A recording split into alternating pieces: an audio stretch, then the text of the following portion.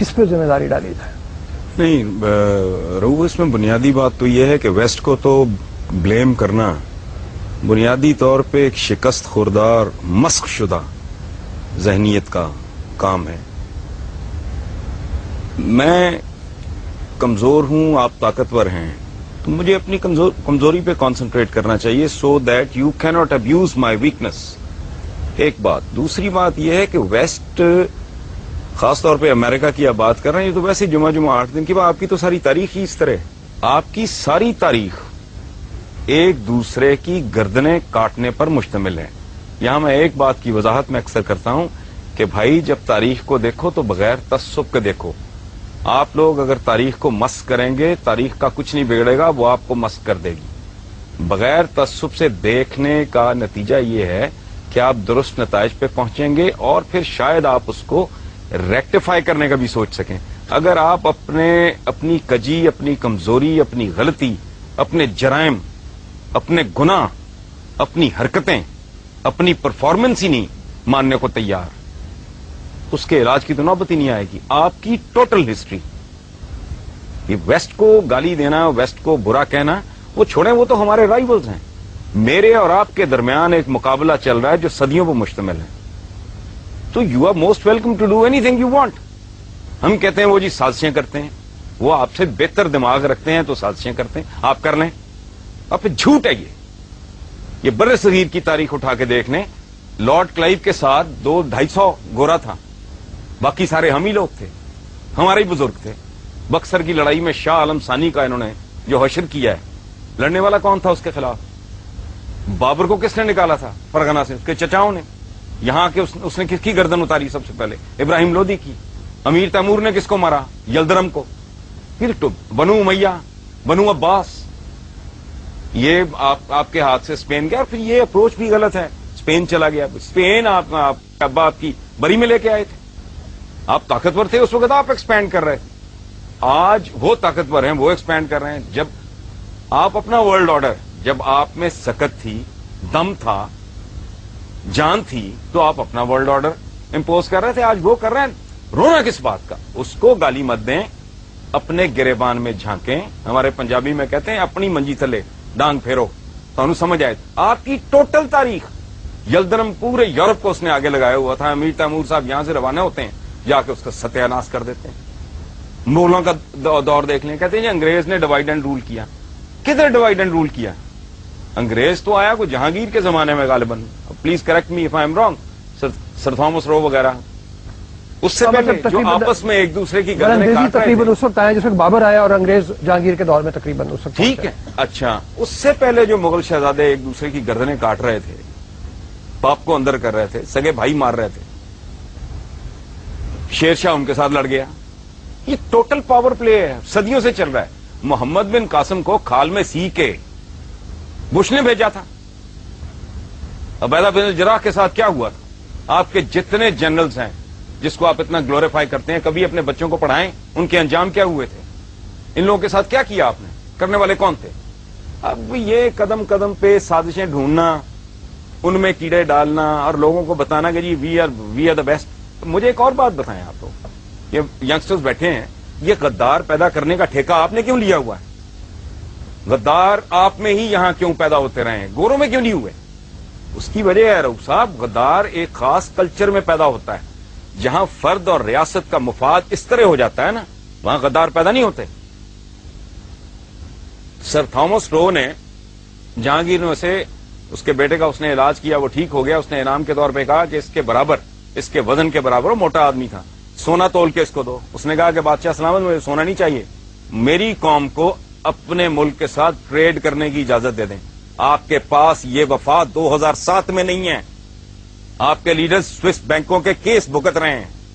کوئی corruption king کہلاتا ہے، کوئی کرپشن کوئین کہلاتی ہے. آپ کے ساتھ، آپ کے پاس اپنی بدنصیبی پہ غور کریں، یہ کمٹمنٹ 2007 میں نہیں ہے. جو گورے کے پاس، چونکہ میگنا کارٹا کے بعد انہیں یہ احساس ان کے اندر جنم لینے لگا تھا کہ میرا اور میرے ملک کا، میری اسٹیٹ کا مفاد तो ये इस तरह की बात है। अच्छा, मैं एक छोटा सा सवाल यहाँ पे और पूछूं, क्योंकि बुनियादी तौर पे जिस तरफ हमें चलना है, हम आज की बात करें, माजी के सबक जो है उससे हमें सीखना चाहिए, लेकिन क्या कोई ऐसी सूरत हाल हो सकती है, इस वक्त 3 मकतबे फिक्र के लोग हमारे पास मौजूद हैं, कोई एक चीज के ऊपर हम इत्तफाक कर लें, क्या ऐसी कोई सूरत हाल नजर आती है कि बाहर को हम जो, क्योंकि देखिए ना पूरी दुनिया हमारी तरफ देख रही है, सारी दुनिया में इस वक्त मलून और मतून जो है वो मुसलमान है, हरकतों की वजह से नहीं, लेकिन कोई फ्यूचर में कुछ सूरत नजर आती है कि शायद हम तालीम हासिल करें, हम इंसान की रऊफ साहब, जहां आज इंसान खड़ा है, इसमें आपकी कंट्रीब्यूशन क्या है?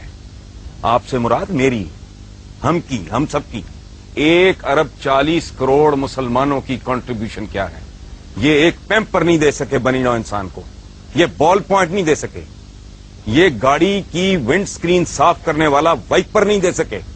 56-57 इतने लगभग मुसलमान मुल्क हैं, एक में भी जमहूरियत नहीं है, डूब मरो। मैं सदियों से एक बड़ा दिमाग नहीं पैदा किया, इस मुल्क में एक बड़ा आदमी पैदा हुआ है, मैं इंटेलेक्चुअली बात कर रहा हूं। ये मुल्क है, सबका है। जिन्ना साहब के स्टेटमेंट्स रिकॉर्ड पे हैं कि हिंदू अपनी जगह, फलां अपनी जगह, उसको आप जो भी लेबल लगाएं, डॉक्टर अब्दुल सलाम, उसको उन्होंने ठुड्डे मार के इस मुल्क से बाहर निकाल दिए। सदियों से एक बड़ा आदमी आपने पैदा नहीं किया। औकात यह है कि एक एवरेज लेवल का, एक आम सतह का दानिश्वर बात करता है क्लैश ऑफ सिविलाइजेशन, ये उसको सर पे बिठा लेते हैं और पूरी दुनिया में डिबेट पे शुरू हो जाती है। क्लैश ऑफ सिविलाइजेशन तो है ही नहीं, ये क्लैश ऑफ फेथ्स है। सिविलाइजेशन तो उनके पास है, आपके पास कौन सी सिविलाइजेशन है? बकरे में पानी इंजेक्ट करके उसका वजन बढ़ाने वाले, अपने बच्चों को नापाक गंदा गलीज दूध देने वाले,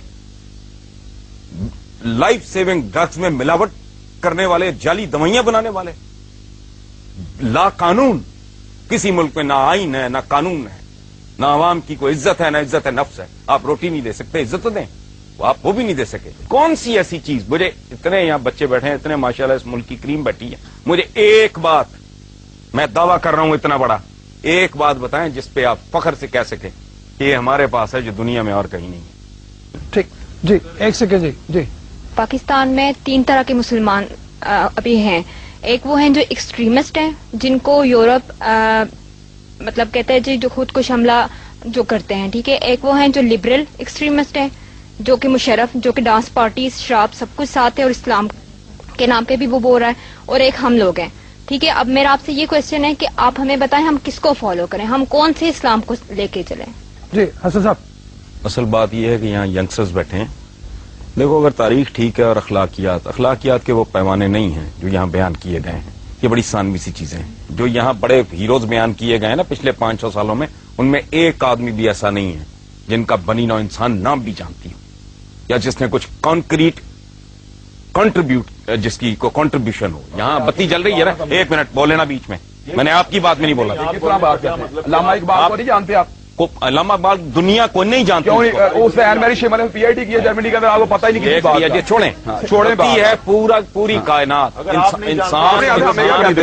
इंसान मुत्तफिक है, ठीक है। टेक्नोलॉजी है, साइंस है, इन्वेंशन है, उस पर लोग मुत्तफिक हैं। वो हैं बनीनो इंसान के कॉमन हीरोज, दैट इज अच्छा। अगली बात यह है कि अगर वेस्ट आज 1 अरब 40 करोड़ मुसलमानों को रगेद रहा है तो अकल इस्तेमाल करें। यू आर रॉन्ग, आप कुछ भूल रहे हैं, आप रास्ता भटक गए हैं। अगर आपकी तारीख भी ठीक है, आपका अखलाक भी ठीक है, आप 1.5 अरब भी हैं और जूते भी खा रहे हैं, तो there is something terribly wrong. तो आप हमें ये बता दें कि हुक्मरान जो हैं वो किस तरह सही हो सकते हैं, क्योंकि अन्नासु अला दीन मुलूकिहिम। मेरा आपसे सवाल है हसन निसार साहब कि आपने कहा अभी मुसलमान के खिलाफ ही है, तो आप क्यों नहीं आवाज उठाते? आपने कहा है कि हमें गलत तौर पे लीड किया जा रहा है। बहुत बड़ी कलम है स्टैम्प, तलवार की जो कलम की जो क्या कहना चाहिए ताकत है वो तलवार से ज्यादा होती है, तो आप क्यों नहीं उसके खिलाफ आवाज उठाते? और मीडिया क्यों नहीं उठा रहा आवाज? आज का मीडिया तो बहुत स्ट्रांग है। ये मेरा ख्याल है यहाँ से आपको किसी ने बताया है कि मैं कॉलम निगार हूँ, और बड़ा कॉलम निगार तो पता नहीं क्या हूँ या नहीं। मैं तो लिखता ही ये कुछ हूँ, इसका मतलब है आप पढ़ते नहीं हो। मैं तो पिछले 12-14 साल से इसको इबादत समझ के लिख रहा हूं कि मुसलमानों को पास ग्लोरी, पिदरम सुल्तान बूद, खाता खत्म करके कुछ भी ना करो। ये जो है ना अपने आप को वी आर द बेस्ट, इसने मरवा दिया है अपनी कमजोरियों पे। जो ताकत है वो तो है ही। अगर आप में कोई अच्छाई है, हम में कोई अच्छाई है, उस पर तवज्जो देने की जरूरत नहीं, वो तो है। اصل بات یہ ہے کہ اپنی ہم کمزوریاں ڈھونڈیں, ان کو آئیڈینٹیفائی کریں, پھر اگلے مرحلے میں سوچیں کہ ان کو ریکٹیفائی کیسے کرنا ہے, تاکہ اتنی بڑی تعداد میں ہونے کے باوجود ہمیں اس ذلت اور رسوائی کا سامنا نہ ہو جو دنیا میں آج ہمارا مقدر بن چکی ہے. دس از واٹ آئی ایم